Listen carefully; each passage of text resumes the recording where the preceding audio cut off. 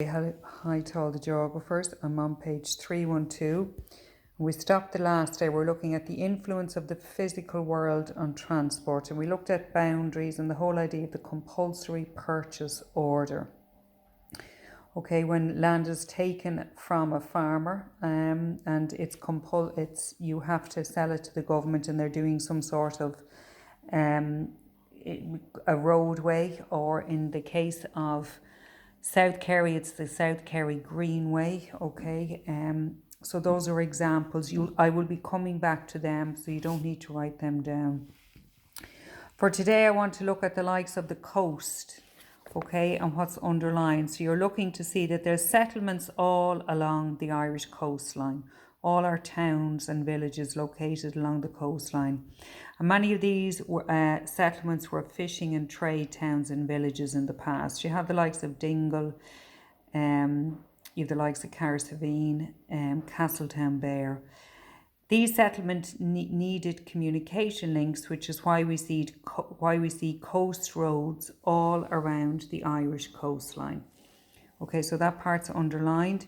Erosion of the coastline has damaged some of the roads, and new roads have been built to replace them. Okay, in the late 19th century, many new coastal towns, they were connected to large regional towns by rail. Okay, so one example is the Ballybunion to Listowel line in North Kerry. Okay, so we need that example.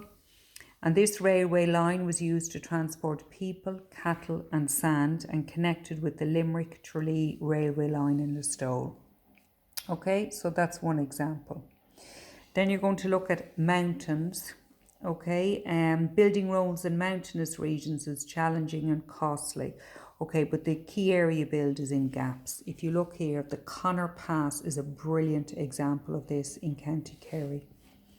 Gaps and valleys carved out by glaciers are sometimes used as routes. The Connor Pass in County Kerry is Ireland's highest mountain pass. Okay, so if you know the coast, if you know the mountain, and then the rivers. Many transport route follows the path of a river valley, as the route has already been carved out naturally. Where transport routes need to cross the river, the narrowest point in the river is chosen as the bridging point. So you have the example here of the River Shore, okay, the bridge in Clonmel, and Carrick-on-Shore, okay, which has a bridge where it's crossing the town. You cross one side of the town to the other with the river. You're crossing over the River Shannon. Okay. So I need you to write out the notes for that. We're nearly finished this chapter. Write out the notes for Wednesday and learn it. I'll send the photographs on now. Okay, slán.